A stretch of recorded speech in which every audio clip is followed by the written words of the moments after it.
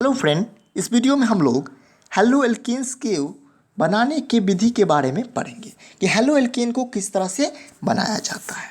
और इस चैप्टर का एक वीडियो जो इससे पिछला वाला है वो हमने अपने चैनल पर अपलोड कर दिया। अगर आप अभी तक नहीं देखे हैं तो उसे भी देख लें, ठीक है। तो पहला जो मेथड हम देखेंगे वो देखेंगे किससे, तो अल्कोहल से। मतलब अल्कोहल से हेलो एल्केन का निर्माण कैसे हुआ। तो देखिए क्या होता है, जब अल्कोहल को हम हैलोजन एसिड के साथ रिएक्ट करते हैं, किसको, अल्कोहल को हैलोजन एसिड के साथ रिएक्ट करते हैं तो एक मॉलिक्यूल्स वाटर और हेलो अल्केन बनता है, ठीक है। किसके कैटलिस्ट कौन होता है, तो कैटलिस्ट होता है ZnCl2। ZnCl2 एक कैटलिस्ट होता है किस किस अल्कोहल के लिए, तो प्राइमरी और सेकेंडरी अल्कोहल के लिए ही ये कैटलिस्ट का यूज होता है, टर्सरी के लिए नहीं होता, ठीक है। अब देखिए कि क्या है, तो यहाँ पे अल्कोहल रिएक्ट करता है किसके साथ, हैलोजन एसिड के साथ। तो क्या बनता है, हेलो एल्कीन्स और वाटर। और कैटलिस्ट के को जो प्रेजेंट होता है वो कौन, तो वो होता है ZnCl2, ठीक है। टर्सरी अल्कोहल के साथ क्या होता है, कैटलिस्ट ZnCl2 नहीं होता है, क्यों, क्योंकि वो काफ़ी रिएक्टिव होता है, उसमें कैटलिस्ट डालने की कोई ज़रूरत नहीं है, ठीक है। अब हम थोड़ा और बढ़ते हैं इसी में। जब देखेंगे तो हम लोग CH3R के जगह पे, अल्काइल के जगह पे CH3 C2H5 डाल के देख सकते हैं। और अगर देखना है तो देखते हैं CH3OH। मिथेनॉल को जब हम हाइड्रोक्लोरिक एसिड के साथ रिएक्ट करते हैं तो मिथाइल क्लोराइड बनता है और क्या निकलता है, वाटर निकल जाता है। OH और H ये बाहर निकलता है। कैटलिस्ट कौन उपस्थित होता है, ZnCl2, ठीक है। तो यहाँ पे H2O बाहर गया और CH3Cl, तो CH3Cl क्या बन गया, हेलो एल्केन बन गया ना। यही तो प्रोडक्ट हमें बनाना था। और इस प्रोसेस को कहते हैं क्या, ग्रूव्स प्रोसेस। इस प्रोसेस को कहते हैं हम लोग ग्रूव्स प्रोसेस। कौन प्रोसेस कहते हैं, Grove's process. Grove's process, Grove's process कहा जाता है किसको, तो मिथाइल क्लोराइड जो बनता है तो इसको, ठीक है। अब थोड़ा सा और आगे बढ़ते हैं।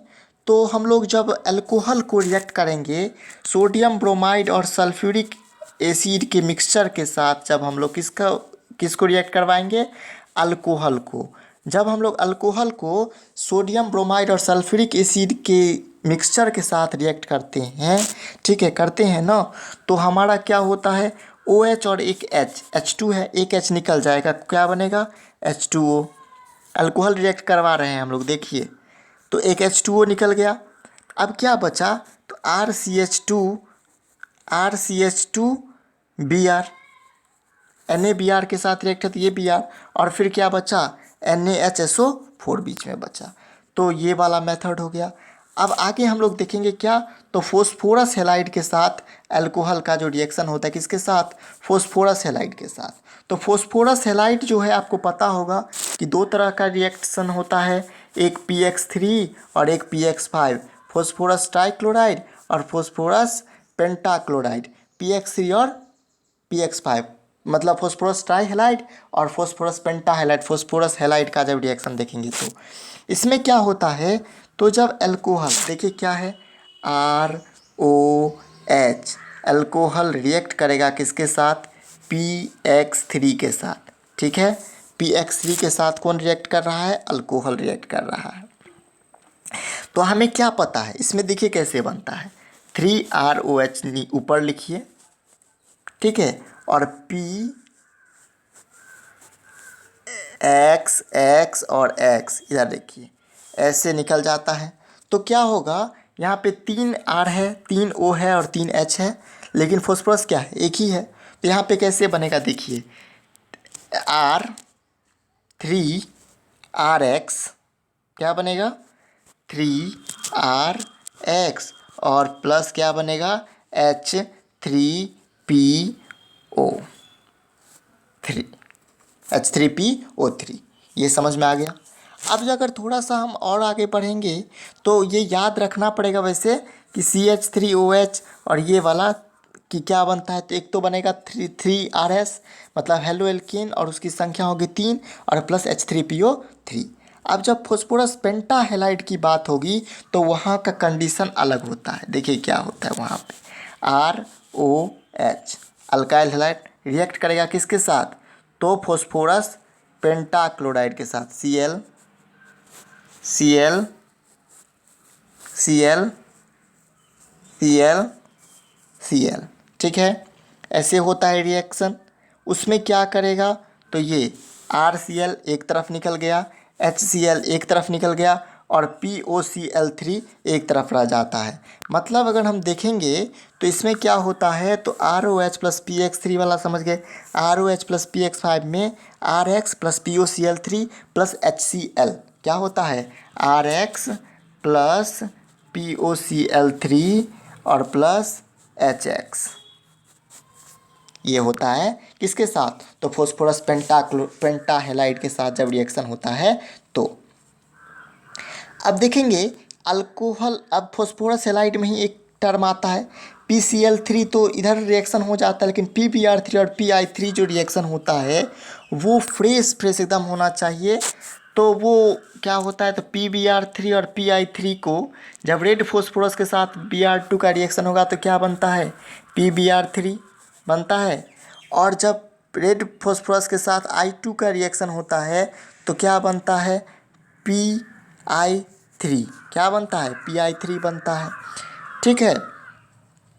तो इसको हम कहते हैं कि C2 मतलब प्रोड्यूस्ड इन रिएक्शन मैकेनिज्म, मतलब ये फ्रेश जब रिएक्शन होता रहता है तो उसी कंटेनर में रेड फॉस्फोरस जो कि एलोट्रॉप्स होता है फॉस्फोरस का, उसको ब्रोमीन के साथ रिएक्शन करते हैं तो PBr3, और जब रेड फॉस्फोरस को आयोडीन के साथ रिएक्शन करते हैं तो PI3 होता है, ठीक है। अब देखते हैं हम लोग preparation of alkyl halide by free radical mechanism. तो अल्केन के साथ जब रिएक्शन होता है CH4Cl2H म्यू सनलाइट के प्रेजेंस में तो CH3Cl प्लस HCl मतलब कि मिथाइल क्लोराइड बनता है। लेकिन जब ये प्रिपेयर्ड होता है लैब में तो ये कैसा प्रोडक्ट बनाता है, प्रिफर्ड इंडस्ट्रियल मेथड से मिक्स्ड प्रोडक्ट बनाता है। जैसे कि पहले CH4Cl2 के साथ रिएक्शन होगा तो CH3Cl, CH3Cl, CH2Cl2, फिर CH2Cl2 तो CHCl3, और यहाँ पे क्या बनता है, कार्बन टेट्रा क्लोराइड ऐसे बनता है। तो इसका यूज जो है ना वो अल्काइल है, मतलब इसका जो यूज है वो लैब में मिक्स प्रोडक्ट के रूप लैब में नहीं होता है, क्योंकि इसमें मिक्स प्रोडक्ट ऑब्टेंड होते हैं। लेकिन इसका यूज कहाँ होता है, तो इंडस्ट्रीज़ में होता है, बड़े बड़े जगह पे, ठीक है, इंडस्ट्रियल मेथड से। अब यहाँ पे हम थोड़ा और आगे देखेंगे क्या, alcohol reacts with sulphur thionyl. Sulphur thionyl क्या है, तो सल्फर थायोनाइल है हमारा SOCl2। अब सल्फर थायोनाइल क्या होता है, तो SOCl2 जब अल्कोहल रिएक्ट करेगा, मतलब कि ROH रिएक्ट करेगा सल्फर थायोनाइल के साथ, ठीक है।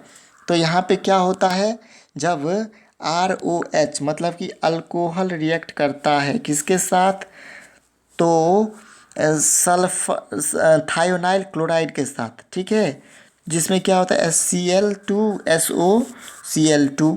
अब क्या होगा, तो इधर से RCl निकल जाता है और इस साइड से HCl निकल जाता है, बीच में क्या होगा SO2, मतलब कि RCl SO2 प्लस HCl। यहाँ पे हम लोग देखेंगे तो क्या होगा CH3Cl SO2 और HCl, और इस रिएक्शन को कहते हैं हम लोग डार्जन्स रिएक्शन। एक बात और कि इस रिएक्शन में जो कैटलिस्ट होता है वो होता है पैराडीन। अब इसका स्ट्रक्चर अगर देखने को हो तो कैसे बनेगा, तो हम लोग क्या करते हैं, तो हम लोग बेंजीन का स्ट्रक्चर बनाते हैं, उसमें कार्बन की जगह पर एक नाइट्रोजन दे देते हैं, तो उसी को रिएक्शन को हम लोग क्या बोलते हैं, हम लोग बोलते हैं पैराडीन, ठीक है, पेरिडीन बोलते हैं, ठीक है। अब जब हम लोग आगे थोड़ा पढ़ते हैं तो फ्रॉम एल्कीन से कैसे रिएक्शन होता है, तो एल्कीन को जब हम लोग रिएक्ट करते हैं हेलोजन के साथ कार्बन टेट्राक्लोराइड CCl के प्रेजेंस में तो 1,2 डाइब्रोमो इथेन अल्केन बनता है। इस तरह से देखिए, इसको कहते हैं फ्रॉम एल्कीन से। उसके बाद फिंकलस्टीन रिएक्शन और स्वार्ट्ज रिएक्शन है। तो फिंकलस्टीन रिएक्शन क्या होता है, तो कुछ भी नहीं होता है, ये इस रिएक्शन को हम लोग हेलोजन एक्सचेंज कहते हैं।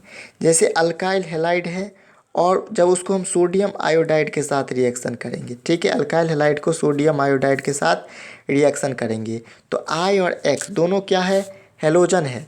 दोनों क्या करता है, अपना अपना जगह परिवर्तन करता है। आर यहाँ आ जाता है और Na कहाँ चला जाता है, Na के पास चला जाता है एक्स, ठीक है। तो इसको बोला जाता है हेलोजन एक्सचेंज रिएक्शन। अब है श्वार्ट्ज रिएक्शन। तो इसमें क्या होता है अल्काइल हैलाइड जब रिएक्ट करता है सिल्वर फ्लोराइड के साथ तो अल्काइल फ्लोराइड का फॉर्मेशन होता है, ठीक है। Thanks for watching this video. अगर ये वीडियो आपको अच्छा लगता है तो लाइक करें, सब्सक्राइब करें और शेयर करें। Thanks for watching this video.